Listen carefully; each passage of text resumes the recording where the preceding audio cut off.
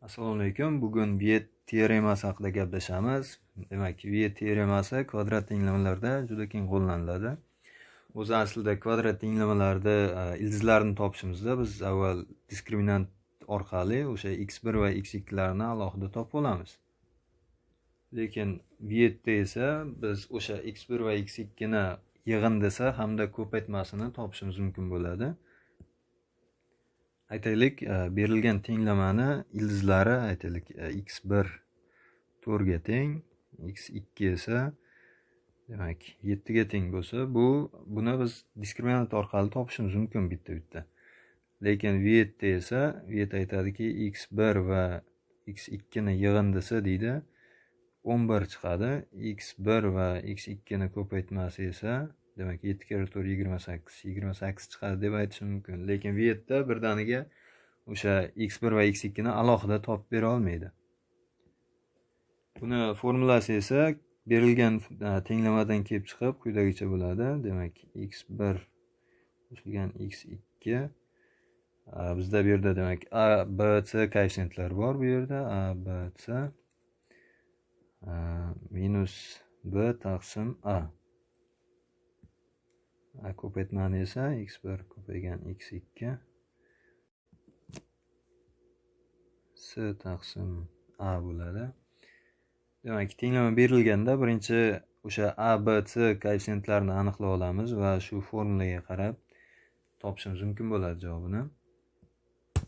Bu formulani tenglamada a koeffitsiyent berilsa ishlatishimiz mumkin. Agar a koeffitsiyent berilmaydigan bo'lsa, ya'ni x kvadratni o'zidan birdan boshlanib ketadigan bo'lsa, biz boshqa xususiy holatga qarashimiz kerak bo'ladi. Uni formulasi biroz boshqacharoq bo'ladi. Ya'ni x kvadrat plus bx plus c teng 0 bo'lsa, xo'sh, bu yerda o'zi aslida bu yerda ham x ni oldida a koeffitsiyent bor. 1 ni a koeffitsiyent deb olsak bo'ladi.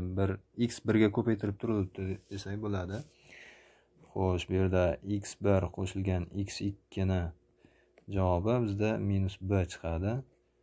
x1 ko'paygan x2 esa c ni o'zi yoziladi. Mana bu tomonda ko'rib turibsizki, bu yerda x1 x2 qo'shilganda minus b taqsim a, ko'payganda esa c taqsim a beriladi. Bu yerda agar a koeffitsiyent berilsa, aytaylik 2x kvadrat 5x kvadrat shunaqa a koeffitsiyent bor bo'lganda bu formulani ishlatamiz. Lekin a koeffitsiyent berilmaganda bu formulani ishlatishimiz mumkin. Xo'sh. Misol uchun aytaylik, bizga tenglama berilyapti.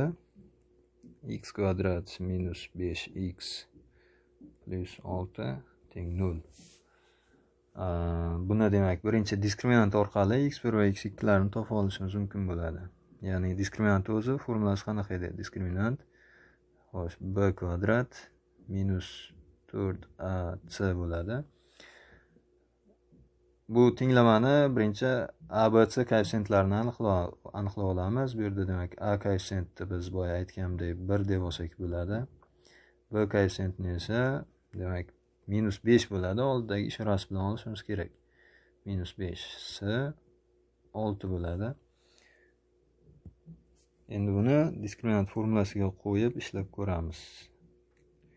B kvadrat demak bu koeffitsiyent bizda minus 5 bo'lsa, minus 5 kvadrati minus 4 ko'paygan bizda a koeffitsiyentimiz 1 ni o'zini yozib qo'yib, c koeffitsiyent esa 6 bo'ladi. Minus 5 ni kvadrati 25 bo'ladi. Minus 4 ko'paygan 1 ko'paygan 6 demak minus 24.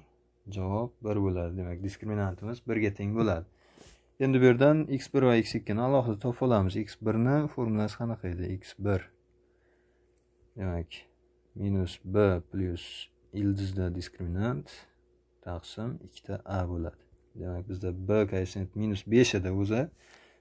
Formulada esa formulani ham minusi bo'lgani uchun ikkita minus qo'shilib plus bo'lib ketadi va 5 ni o'zini yozib olishimiz mumkin bo'ladi.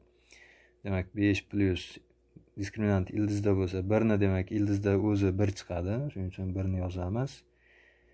2 ko'paygan bizda a koeffitsiyent 1.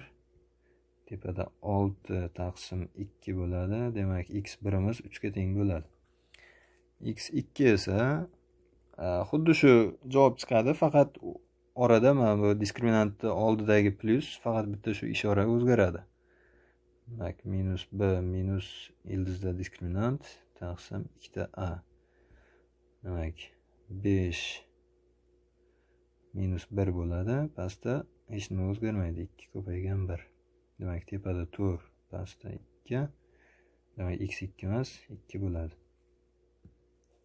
Biz hozir umuman standart yo'l bilan x1 va x2larni alohida topib oldik o'sha diskriminant orqali. Endi xuddi shu misolda, demak, vet orqali o'sha x1 va x2larni topib ko'ramiz. Xo'sh, bizda tenglamamiz x kvadrat minus 5x plus 6 teng 0 edi. Xo'sh, vet teoremasidagi boya biz ko'rdik, nima berildi? Vet teoremasi aytdi, bizda hozir xususiy holat a koeffitsient berilmagan, to'g'rimi? A koeffitsient berilmaganda bizda mana bu formula ishlatiladi. Ya'ni x1 va x2 qo'shilganda minus b chiqishi kerak, minus b koeffitsient, x1 va x2 ko'paytirilganda esa s koeffitsient chiqishi kerak bizda.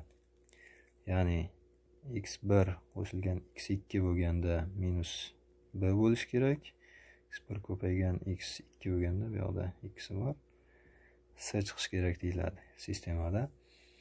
Demak, x1 qo'shilgan x2, demak bizda bu yerda b koeffitsient minus 5 edi. Minus 5 bo'lsa, bu yoqda formulani ham o'zining minusi bor, yana 5 ni o'zi chiqadi. x1 ko'paygan x2 da esa s bo'lsa, 6 ni o'zi yoziladi. S koeffitsient bizda 6 edi. Endi shu yerdan x1 va x2larda alohida topmoqchi bo'lsak, xo'sh, tanlash usuli orqali javob topishimiz mumkin. Ya'ni birinchi ko'paytmaga e'tibor beramiz. Bunga qanday sonlarni bir-biriga ko'paytirsak 6 chiqadi. O'zi variantlar ko'p emas. Demak, 3 ko'paygan 2 qilishimiz mumkin, 6 bo'ladi. Yoki 6 ko'paygan 1 qilsak 6 chiqadi. Bu yerda demak hozir faqat shu ikkita variant bo'ladi. Demak, bu ikkovidan demak qaysi kombinatsiyani biz olamiz?